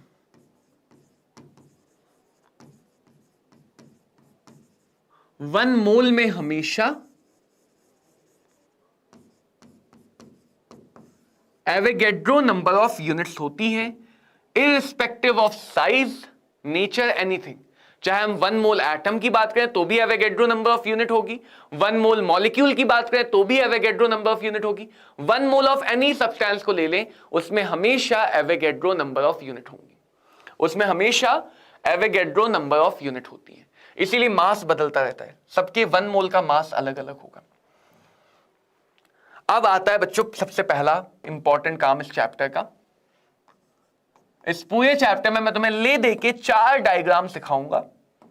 कितने सिखाऊंगा? 4 डायग्राम। और उन 4 डायग्राम से सारे के सारे क्वेश्चन हो जाएंगे इस चैप्टर से रिलेटेड। 4 डायग्राम सीखेंगे। पहला डायग्राम सुनना, तुमने फॉर्मूला पढ़ा होगा, mole is equal to given mass divided by molar mass. इसको मॉलिक्यूलर वेट गलत है बोलना, मोलर मास होता है, मॉलिक्यूलर मास नहीं होता है। मॉलिक्यूलर मास का मतलब अलग है, ये मॉलिक्यूलर नहीं, ये मोलर मास है। दूसरा फॉर्मूला पढ़ा होगा, mole is equal to volume of gas at STP divided by 22.4 litres. 22.4 litre. Molar mass हमेशा ग्राम में होता है तो ये वाला मास ग्राम में रखते हैं, लीटर में रखते हैं। और एक तीसरा फॉर्मूला पढ़ा होगा, mole is equal to number of atoms या नंबर ऑफ पार्टिकल्स लिख लेता हूं क्योंकि मॉलिक्यूल भी होता है, एटम भी होता है, आयन भी होता है, divided by Avogadro number, divided by Avogadro number. फिर तुमने ये भी देखा है, तो mole multiplied by molar mass is equal to given mass हो जाएगा। Mole multiplied by 22.4 is equal to volume of gas हो जाएगा। And mole multiply by Avogadro number is equal to number of particles हो जाएगा, without an ounce of doubt. Right? होगा ही नहीं होगा? लेकिन हमें ये बात ध्यान से सुनना, जरूरत ही नहीं हमें इसकी जरूरत ही नहीं। इसको सिर्फ समझने के लिए लिखा गया, इसको सिर्फ और सिर्फ तुम्हारे समझने के लिए लिखा गया। इधर आओ, इधर जरा ध्यान दो, सारी बातें अपने आप समझ पाएंगी। क्या हम एक के नंबर से ही तो मल्टीप्लाई कर रहे थे? यहां पे हम लोग एक के नंबर से ही तो मल्टीप्लाई कर रहे हैं, और यहां पे हम लोग एक के नंबर से ही डिवाइड कर रहे हैं। तो जितनी बार भी हमें कन्वर्ट करना होता है, हम एक के नंबर से मल्टीप्लाई या डिवाइड करते हैं, एक के नंबर से मल्टीप्लाई या डिवाइड करते हैं। बस इतनी सी बात समझ लो, वो तीनों फॉर्मूले अपने आप एक साथ तैयार हो जाएंगे। जब भी हमें कन्वर्ट करना है, कभी भी पूरी केमिस्ट्री में, पूरी फिजिक्स में, तुम्हें जूल को अर्ग में कन्वर्ट करना है, तुम्हें न्यूटन को पासडाइन में कन्वर्ट करना है, तुम्हें पास्कल को एटीएम में कन्वर्ट करना है, तुम्हें कभी भी एक चीज को अगर दूसरी चीज में कन्वर्ट करना है तो तुम या तो एक के नंबर से मल्टीप्लाई करते हो या एक के नंबर से डिवाइड करते हो, या तो एक के नंबर से मल्टीप्लाई करते हो या एक के नंबर से डिवाइड करते हो। वही बात तुम यहां पे नोटिस करके देखो, 10 सेकंड का टाइम दे रहा हूं, वही बात यहां पे नोटिस करके देखो। या तो हम एक मोल की वैल्यू से डिवाइड कर रहे हैं या एक मोल की वैल्यू से मल्टीप्लाई कर रहे हैं। पारुल बेटा, क्लास की टाइमिंग मॉर्निंग में 11 से 12:30 की एक स्लॉट है और 12:30 से 1:30, 12:30 से 2 बजे तक का एक दूसरा स्लॉट है। टाइम टेबल हमें टेलीग्राम चैनल पे भी अवेलेबल है, पूरा वीकली प्लानर जो भी रहेगा वो टेलीग्राम चैनल पे रहेगा। तो ये बात यहां नोटिस करके देखो यार, कि बार बार हम या तो एक के नंबर से मल्टीप्लाई या एक के नंबर से डिवाइड कर रहे हैं। और इतना ही सिंपल है मोल कन्वर्जन, इतना ही सिंपल है मोल कन्वर्जन। तो अगर मैं यहां पे इसी बात को एक डायग्राम में दिखा दूं, इसी बात को एक डायग्राम में दिखा दूं, जिस डायग्राम में मैं 3 हिस्से लूंगा, इस बार डायग्राम को अलग तरह से बनाऊंगा। जो बच्चे मुझसे पहले पढ़ चुके हैं उन्होंने देखा होगा, मैं ये डायग्राम पहले भी बना चुका हूं। मोल, मास, number, volume.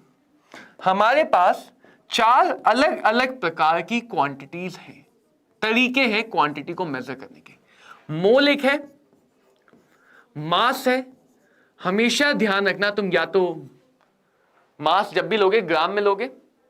NEET easy, NEET easy,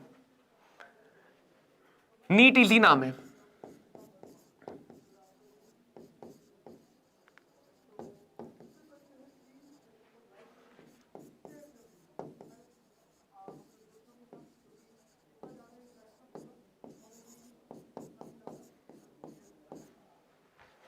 चलो देखो, देखो इधर, ठीक है, इधर देखो, इधर देखो, इधर देखो।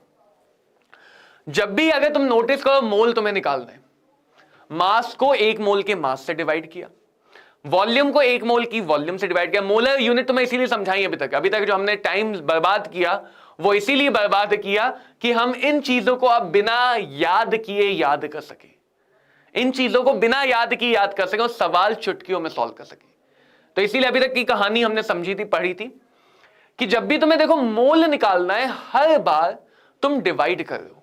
यानी तुम्हें चाहे मास से मोल पे जाना हो, तुम्हें चाहे नंबर से मोल पे जाना हो, या तुम्हें चाहे वॉल्यूम से मोल पे जाना, तुम्हें ऊपर उठना है तो डिवाइड करना पड़ेगा, घटाना पड़ेगा चीजों को, अपना वजन घटाना पड़ेगा, तभी तो ऊपर जा पाओगे। अपने बैग से सामान निकाल के फेंकना पड़ेगा, हल्का होना पड़ेगा।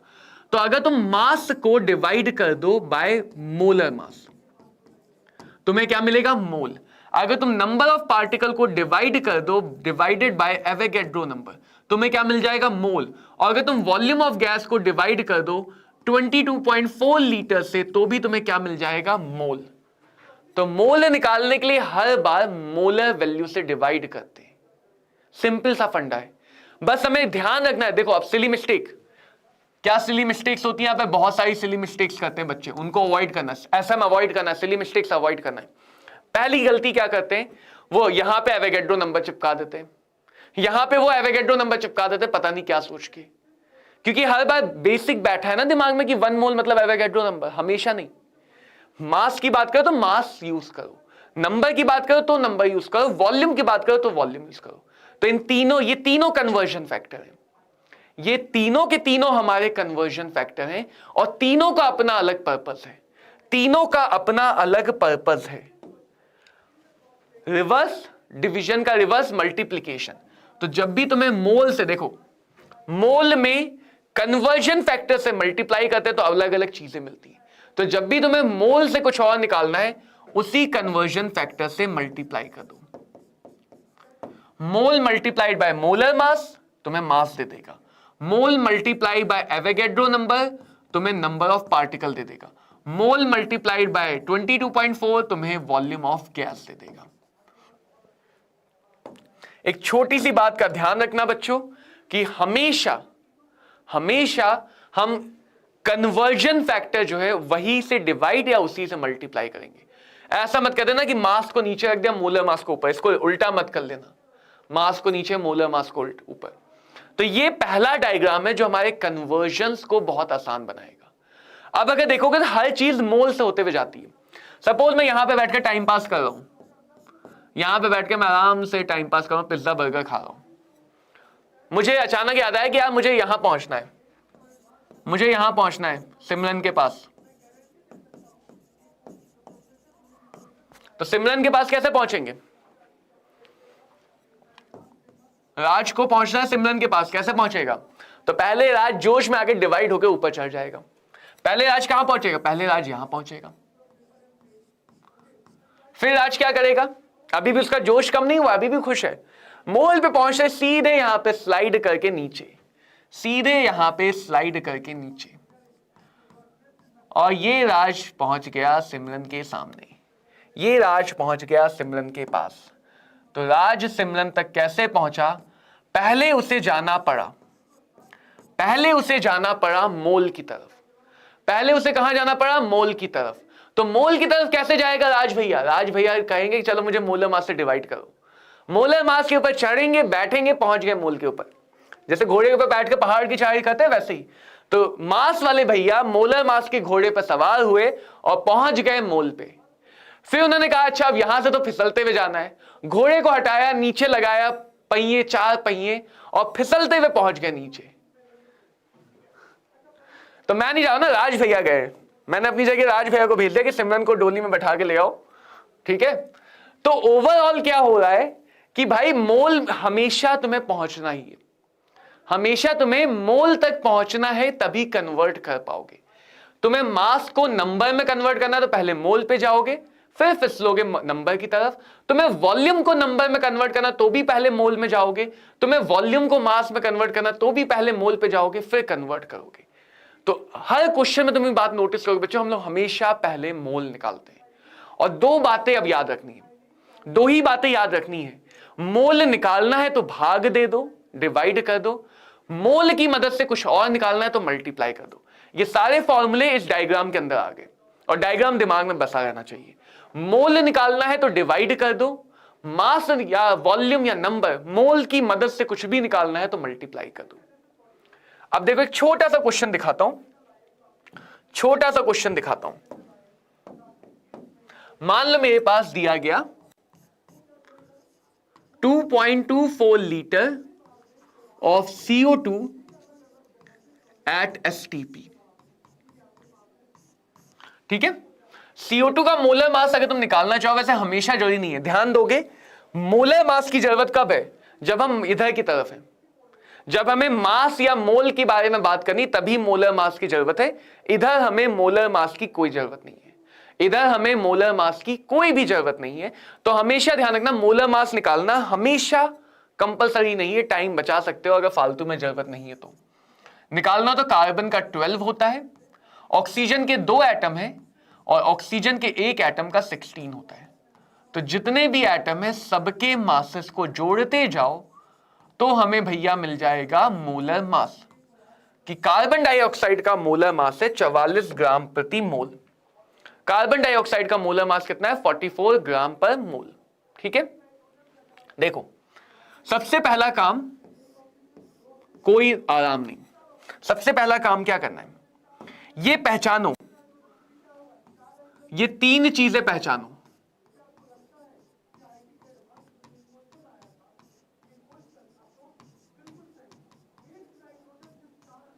क्या, कितना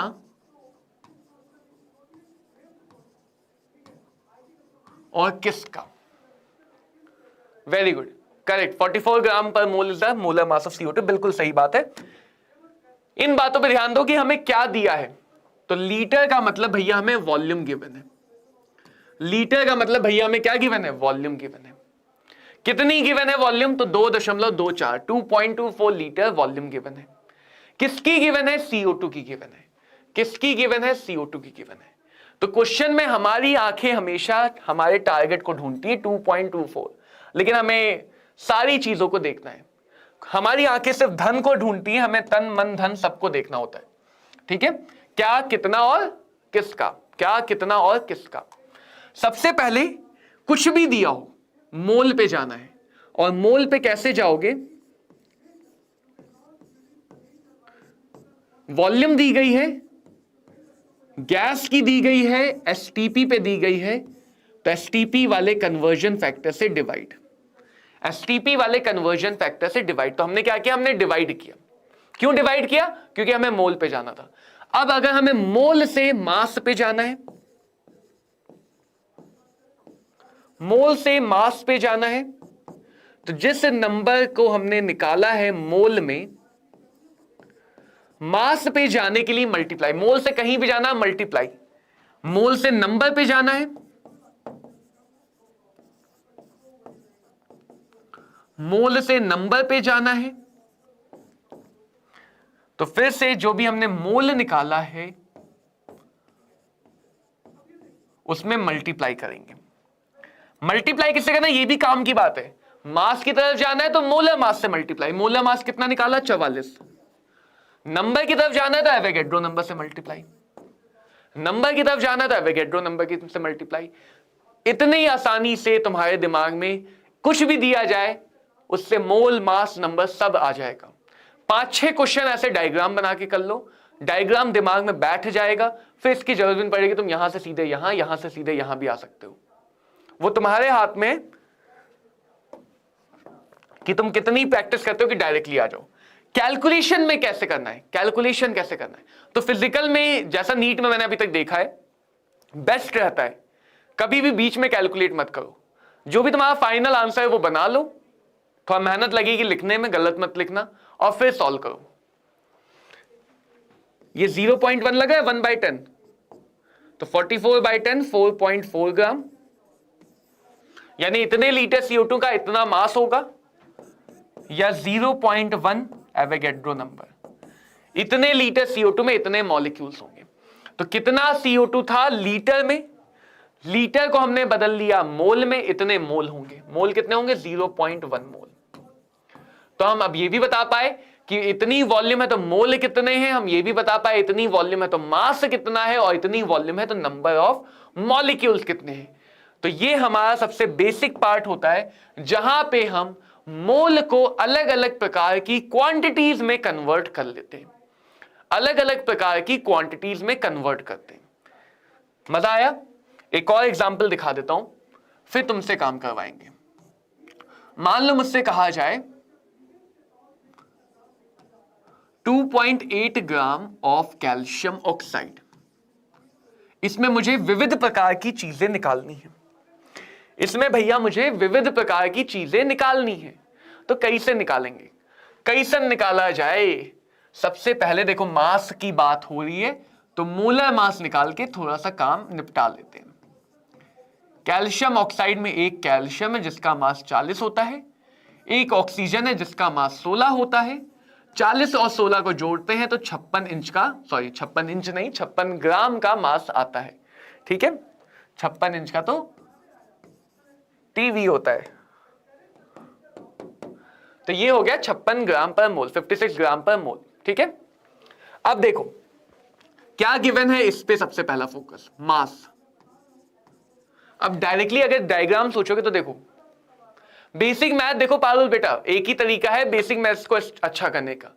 कैलकुलेशन की प्रैक्टिस करनी है, प्लस माइनस मल्टीप्लाई डिवाइड जब करते, जैसे अभी देखो मैंने ये काम किया, तुम्हारी बेसिक मैथ्स वीक है तो तुम्हें ये काम अभी ऐसे डायरेक्टली नहीं करना, तुम्हें कैसे करना है, 2.24 22.4 44, डेसिमल के बाद 2 नंबर है, डेसिमल हटाया नीचे 100 बढ़ाया 2 0, डेसिमल के बाद 1 नंबर है, डेसिमल हटाया ऊपर 10 बढ़ाया, ये और ये कटा, फिर सॉल्व किया।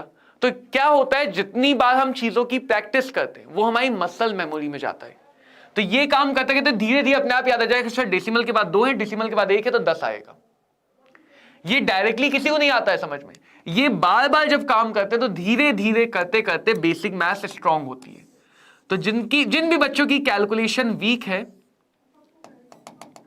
जिन भी बच्चों की कैलकुलेशन वीक है, सबसे आसान तरीका बता रहा हूं, कैलकुलेशन को बार बार करो।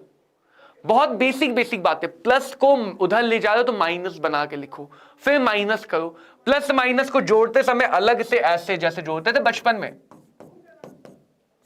मान लो माइनस करना है तो जैसे बचपन में करते थे ऐसे करके, वैसे माइनस करो, वैसे प्लस करो। मान लो प्लस करना है, या मान लो मल्टीप्लाई करना है तो ऐसे जैसे बचपन में किया करते थे ऐसे करो। मान लो डिवाइड करना तो ऐसे करो। कोई बात नहीं, बेसिक में जाओ, धीरे धीरे चीजों की प्रैक्टिस होगी, धीरे धीरे चीजें याद होंगी। अब देखो साल भर ये कहते हैं ना कि सर बेसिक में थोड़ी दिक्कत है, कैलकुलेशन में दिक्कत है, बहुतों की दिक्कत है, और फिर साल के 6 महीने बाद भी यही कहना कि सर दिक्कत है। इससे जब 2-3 महीने लगा कर स्ट्रॉन्ग कर लेंगे। ठीक है, स्ट्रॉन्ग करेंगे तो जहां भी दिक्कत है उसमें हम प्रैक्टिस करेंगे। लड़ना है भाई, लड़ना है, जंग लड़नी है। थकेंगे, हारेंगे, निराश होंगे, पसीना आएगा, खून बहेगा, लेकिन जंग में डटे रहेंगे। अब देखो क्या गिवन है, मास। अगर मैं डायग्राम पे चला जाऊं, अब डायग्राम पे डायरेक्टली चलते हैं। कहां पे हैं हम? यहां पे बैठे हुए हैं। 2.8 मोलर मास से डिवाइड करेंगे, मोल आएगा। मोलर मास कितना है? 56। 56 में Na से मल्टीप्लाई करेंगे, नंबर आएगा। 56 में 22.4 से मल्टीप्लाई करेंगे, वॉल्यूम आएगा। यानी कि फिर से सुनो, 2.8 ग्राम को 56 से डिवाइड करेंगे, मोल आ जाएगा। जितना भी मोल आया उसको Na से मल्टीप्लाई करेंगे, नंबर आ जाएगा। जितना भी मोल आया उसको 22.4 से मल्टीप्लाई करेंगे, वॉल्यूम आ जाएगी। तो हमने क्या किया, मास गिवन था, मोलर मास से डिवाइड किया तो ये मोल बन गया। जो भी मोल है उसको Na से मल्टीप्लाई किया तो तो ये मॉलिक्यूल्स बन गए और जितने भी मोल हैं उसको अगर मैंने 22.4, लेकिन ये गैस नहीं है तो गैस के लिए 22.4 नहीं यूज होगा, गैस के लिए यूज होगा डेंसिटी जो हमें गिवन नहीं है, तो गैस वाला काम यहां पे नहीं कर सकते। मुझे कैसे पता है गैस नहीं है? मुझे वैसे ही पता है जैसे आगे चल के तुम्हें पता होगा, पढ़ते पढ़ते चीजें सीखते सीखते तो हम एक लाइन में डायरेक्टली मोल भी निकाल पाएंगे, आगे चल के एक लाइन में डायरेक्टली मॉलिक्यूल भी निकाल पाएंगे, सिर्फ हमें इन चीजों की प्रैक्टिस करनी है। तो जो मैं तुम्हें बताया था शॉर्ट नोट, अभी तक मैंने तुम्हें जितना भी पढ़ाया है तुम्हारे शॉर्ट नोट में डायग्राम के अलावा और कुछ नहीं जाना चाहिए। जितना भी मैंने तुम्हें भी पढ़ाया 22 स्लाइड, उन 22 स्लाइड में से इस शॉर्ट नोट जो तुम बनाओगे उसमें इसके अलावा और कुछ नहीं हो। बहुत ज्यादा चाहो तो एमएम की मीनिंग क्या है, मोलर मास, एवोगैड्रो नंबर क्या होता है, इसकी यूनिट लीटर पर मोल, इससे ज्यादा तुम्हारे डायग्राम में नहीं जाना है, इससे ज्यादा शॉर्ट नोट। तो शॉर्ट नोट हर एक चैप्टर के 2 पेज के होंगे जो अभी बनते चलेंगे साथ साथ, उन्हीं को रिवाइज करोगे, क्वेश्चन सॉल्व करोगे। बाकी बातें जब भी तुम्हें रिवाइज करनी हो तुम्हारे पास ये सेशन पीडीएफ होगा, इनसे देख के रिवाइज करोगे। बाकी जो भी बातें तुम्हें रिवाइज करने का मन करे वो सारी बातें तुम इनसे देख के रिवाइज करोगे। अब देखो एक छोटा सा क्वेश्चन है तुम्हारे सामने, छोटा सा क्वेश्चन है, oxalic acid, calcium carbonate, SO3 molecule, concentrated HNO3, हमें फाइंड करने हैं मोल्स, हमें फाइंड करने हैं मोल्स। ठीक है, मोल कैसे फाइंड करेंगे, फटाफट फाइंड करो। मोल कैसे फाइंड करेंगे, फटाफट फाइंड करो। ऑक्सैलिक एसिड का जनरल फॉर्मूला H2CO4.2H2O होता है, ये होता है ऑक्सैलिक एसिड। जो अभी नहीं याद है तो ऑर्गेनिक में करते करते पढ़ते पढ़ते याद हो जाएगा। ऑक्सैलिक एसिड में 2 कार्बोक्सिलिक ग्रुप जुड़े होते हैं और क्रिस्टल फॉर्म में ये हाइड्रेटेड फॉर्म में होता है, हाइड्रेटेड फॉर्म में होता है। ठीक है, और कौन सा फॉर्मूला चाहिए, ओजोन, ओजोन का फॉर्मूला O3, ओजोन का फॉर्मूला O3। बेसिक्स है हमें सब में मोल निकालने। अब बस ये क्वेश्चन इसलिए करवा रहा हूं ताकि तुम्हारे दिमाग में जो फॉर्मूला फिट हुआ है वो परमानेंटली बैठ जाए। अभी हमने उसे गोंद से चिपकाया, अब उसे नट बोल्ट से कस देंगे और हो गया काम। फटाफट देखो, मास, मास, वॉल्यूम, पार्टिकल, मास। मास से मोल कैसे जाते हैं, डिवाइड करके। वॉल्यूम से मोल कैसे जाते हैं, वो भी डिवाइड करके। नंबर से कैसे जाते हैं, वो भी डिवाइड करके। बस अलग अलग चीजों से डिवाइड मल्टीप्लाई करना है। तो मास में डिवाइड करेंगे मोलर मास से। फटाफट इसका मोलर मास निकालते। देखो, जब मोलर मास में वाटर ऑफ क्रिस्टलाइजेशन हो, वो भी मॉलिक्यूल का पार्ट है, वो भी मॉलिक्यूल का पार्ट है। नोट्स अभी तो बताया, look at notes, look at, अभी बता रहे हैं नोट्स तुम्हें। देखो, सेशन के जो पीडीएफ है वो टेलीग्राम पे मिलेंगे। सेशन के जो पीडीएफ है जो अभी हम पढ़ रहे हैं वो टेलीग्राम पे मिलेंगे, वो तुम्हें छापने नहीं है। तुम्हें कॉपी में सुंदर सुंदर लिख के 5x5 या 10x10 मार्क्स नहीं लेने टीचर से। तो तुम्हें नोट्स छापने नहीं है, तुम्हें शॉर्ट नोट साथ साथ बनाने चलना है। जैसे मैंने भी तुम्हें बताया कि जो डायग्राम तुम्हें सिखाया है आज, उस डायग्राम के अलावा आज के सेशन में कुछ भी तुम्हारे शॉर्ट नोट में नहीं जाएगा, कुछ भी तुम्हारे शॉर्ट नोट्स में नहीं जाएगा, सिर्फ वो डायग्राम जाएगा। ठीक है, देखो फटाफट चलो आगे बढ़ते हैं यार, फटाफट निकालते हैं। तो अगर वाटर ऑफ क्रिस्टलाइजेशन भी मॉलिक्यूल का पार्ट है तो उसको भी लेना है मोलर मास कैलकुलेशन में। पूरा मॉलिक्यूलर फॉर्मूला आता है। 2 हाइड्रोजन यहां, 2 दूनी 4, 2 दूनी 4, 2 6 हाइड्रोजन का 6 × 1, क्योंकि हाइड्रोजन का 1 होता है। 2 कार्बन का 2 × 12, 2 1 कम 2, क्योंकि एक ही ऑक्सीजन है ना, 2 आगे लगाया तो 2 1 कम 2 और 4 2 6 ऑक्सीजन हो गए 16 × 6, तो टोटल मास आ जाएगा 126। तो मोल आ जाएंगे। मोल निकालना तो क्या करना है, जो भी मास गिवन है उसको डिवाइड करेंगे किससे, मोलर मास से। 1 मोल, 1 मोल। क्लियर सबको। 20 ग्राम कैल्शियम कार्बोनेट, कैल्शियम का 40, कार्बन का 12 और 3 ऑक्सीजन का 3 × 16। देखो, अब जो बच्चे अभी तक थे क्लास में और ये डायग्राम समझ चुके हैं, ये डायग्राम समझ चुके हैं, ये सब भेज दूंगा पागल, ये सब मैं टेलीग्राम ग्रुप पे भेज दूंगा, अलग से बता दूंगा। पूरी फॉर्मूला शीट है वो भेजूंगा, लेकिन अभी नहीं भेजूंगा, अभी भेजूंगा तो आलस कर जाओगे। अभी अगर मैं तुम्हें आसान चीजें दे दूंगा तो तुम आलस कर जाओगे। बताया तो नोट्स कहां मिलेंगे, अभी तो बताया कहां थे, अभी जस्ट बताया कि नोट्स तुम्हें टेलीग्राम चैनल पे मिलेंगे, उसका लिंक कमेंट में भी है, डिस्क्रिप्शन बॉक्स में भी है, सारे सेशन के नोट्स वहीं पे मिलेंगे। ठीक है ठीक है ठीक है ठीक है। आलस ही तो घटाना है। आलस घटेगा कैसे? अब जैसे देखो मैंने अभी डायग्राम सिखाया, क्वेश्चन सिखाए दो, मैंने तो क्वेश्चन लगा दिए। अब जो बच्चे सोचे सर इसको सॉल्व करेंगे, फिर हम समझेंगे, फिर हम आगे बढ़ेंगे, तो वैसा नहीं हो पाएगा। क्योंकि अब क्या हो रहा है, ये क्वेश्चन प्रैक्टिस के लिए अब तुम्हारा पेन चलना चाहिए। अभी तक दिमाग चल रहा था, अब पेन चलना चाहिए। हर क्लास में ऐसा होना चाहिए, अगर क्वेश्चन लिखा है तो इन्हें सॉल्व करो। सही गलत बात की बात है, सॉल्व कर ले गए और तुमने बाद में देखा कि वही कैलकुलेशन मेरा आया, तो इसका मतलब तुम अच्छे से कर पा रहे हो। मास गिवन है, मोल निकालना है, तो मास है 20, मोलर मास कितना है 100। हमेशा हम मोलर मास से डिवाइड या मल्टीप्लाई करते हैं मास मोल के बीच में, तो मोल आ गया 1/5, या इसको तुम 0.2 कह सकते हो। कुछ बच्चों में तो इतना आलस होता है कि क्या बताएं। वहां भी नहीं, इस वाले सेशन के नोट्स तुम्हें यहीं पे मिलेंगे, इस वाले सेशन के नोट्स तुम्हें यहीं पे मिलेंगे, उन वाले सेशन के नोट तुम्हें वहां पे मिलेंगे। यहां का काम यहां, वहां का काम वहां। ठीक है। लीटर गिवन है, क्या गिवन है देखो, लीटर किसके, SO3 के।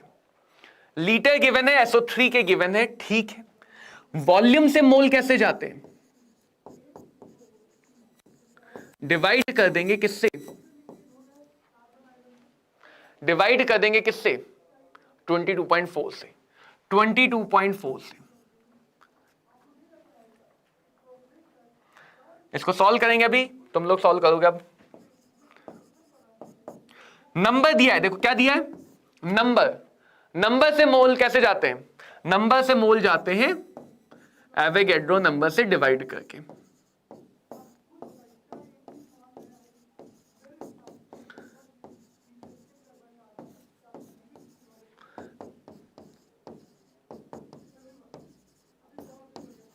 (23) ऊपर जाके माइनस का हो गया, 23 जाके माइनस का हो गया, तो ये आ गया 1/2 इंटू 10 टू द पावर -2। इसको तुम 0.5 भी लिख सकते हो, या इसको तुम 5 इंटू 10 टू द पावर -3 भी लिख सकते हो। यहां पे सॉल्व तुम्हें थोड़ा सा करना पड़ेगा, मैंने नहीं किया है क्योंकि कैलकुलेशन बड़ी थी और वो करना तुम्हारा काम है।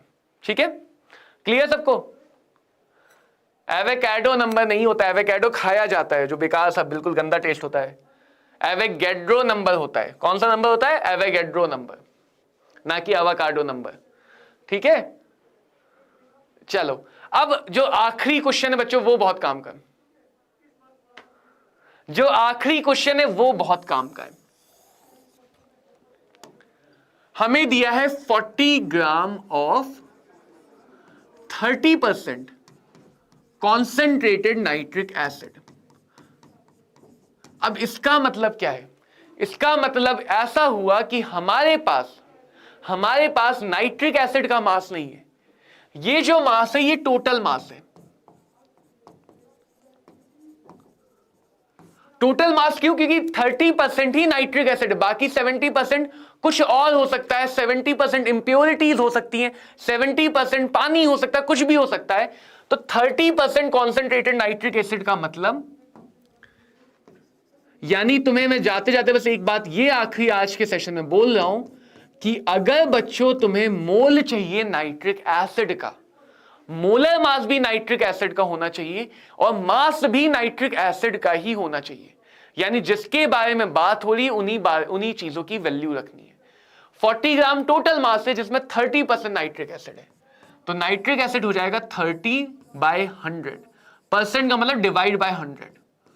कितने का, 40 का, 40 का 30%। तो नाइट्रिक एसिड कितना है, नाइट्रिक एसिड तो 12 ग्राम ही है, HNO3 तो 12 ग्राम ही है।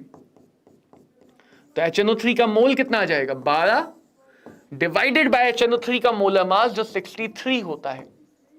हाइड्रोजन का 1 नाइट्रोजन का 14, ऑक्सीजन का 3 इंटू 16, तो ये आ जाएगा 63 ग्राम पर मोल। तो मोलर मास से डिवाइड तो करना है मास को, लेकिन ये भी थोड़ा सा ध्यान रखना कि क्वेश्चन में हमें जिसके बारे में बताया गया क्या एक्चुअली में हम उसी को यूज करें, हमें किसी और को यूज करना है। जो मैं तुम्हें बोला था एक और सिली मिस्टेक से बचने के लिए, जो मैंने तुम्हें यहां पे बोला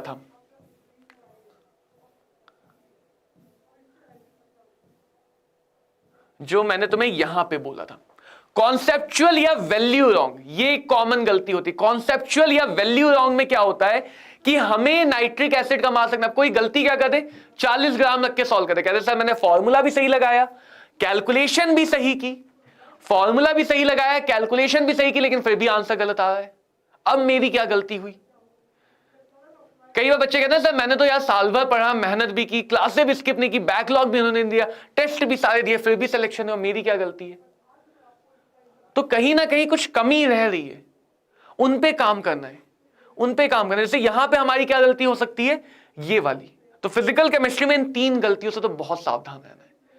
क्यों? क्योंकि ये सिली मिस्टेक्स हैं, ये कॉमन गलतियां हैं, ये बच्चे यूजुअली करते ही हैं, तो ये हमें ध्यान रखना है। जैसे यहां पे कॉन्सेप्चुअल वैल्यू रॉन्ग वाली गलती हो सकती थी इस क्वेश्चन में, कॉन्सेप्चुअल या वैल्यू रॉन्ग वाली गलती हो सकती थी, वो इसलिए क्योंकि यहां पे जो मास चाहिए, जो हमें मोल दिया है वो नाइट्रिक एसिड का दिया है जो चाहिए, तो मास भी तो नाइट्रिक एसिड का चाहिए, और यहां पे 40 ग्राम पूरा का पूरा नाइट्रिक एसिड नहीं है। 40 ग्राम पूरा का पूरा नाइट्रिक एसिड नहीं है, 40 ग्राम का सिर्फ 30% ही नाइट्रिक एसिड है, 40 ग्राम का सिर्फ 30% ही नाइट्रिक एसिड है। तो ये कॉन्सेप्चुअल गलती हो सकती थी कि हम यहां पे गलती से 40 रख दें, सब सही करने के बाद भी आंसर गलत आता, और वो आंसर ऑप्शन में मिल भी जाता। गलती, महागलती तब बनती जब हम गलत करें और एग्जामिनर को पता है ये गलती करेगा, ये ऑप्शन डाल दो, तो ऐसे गलती बन जाती है महागलती, कि तुम जो गलती कर रहे हो एग्जामिनर को पता है कि तुम वो गलती करोगे, तो उसने सबसे पहला ऑप्शन वही डाल दिया कि बच्चा ऑप्शन देख के खुश हो जाएगा, ऑप्शन का लॉलीपॉप पकड़ा दिया। तो गलतियों से सावधान रहना है, गलतियों से सावधान रहना है। अब बच्चों ये तुम्हारे लिए होमवर्क है जो हम अगली क्लास में डिस्कस करेंगे, ठीक है। विदा लेने का समय हो गया है, ये भी तुम्हारे लिए होमवर्क है। तो इस स्लाइड में कुछ क्वेश्चन होमवर्क होंगे, होमवर्क के आंसर्स भी गिवन है, आंसर देख के सॉल्व मत करना, पहले ट्राई करना। इन सारे क्वेश्चन को हम अगली क्लास की स्टार्टिंग में डिस्कस करेंगे, अगली क्लास की स्टार्टिंग में डिस्कस करेंगे। तो तुम्हारा होमवर्क क्या आज का, कि जो नोट्स आएंगे उनसे होमवर्क करो। नोट्स कहां पे होंगे, कमेंट में एक टेलीग्राम चैनल का लिंक है, इन्फिनिटी लर्न नीट का, उस टेलीग्राम चैनल पे तुम्हें नोट्स मिल जाएंगे।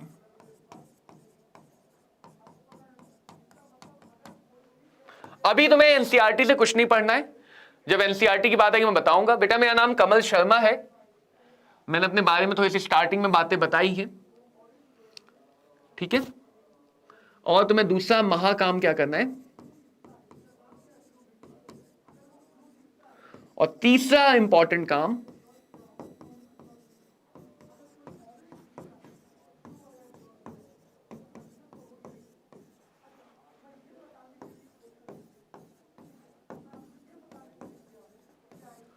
keep smiling, okay, keep smiling because when you are smiling only तो अपने आप मोटिवेशन आता है, कॉन्फिडेंस बढ़ता है, किसी भी तरह का स्ट्रेस डिप्रेशन नहीं रखना है। मिलेंगे बच्चों अगले सेशन में इसी समय पे एक दिन बाद, तब तक के लिए विदा लेते हैं। Thank you every much, bye bye, have a great day.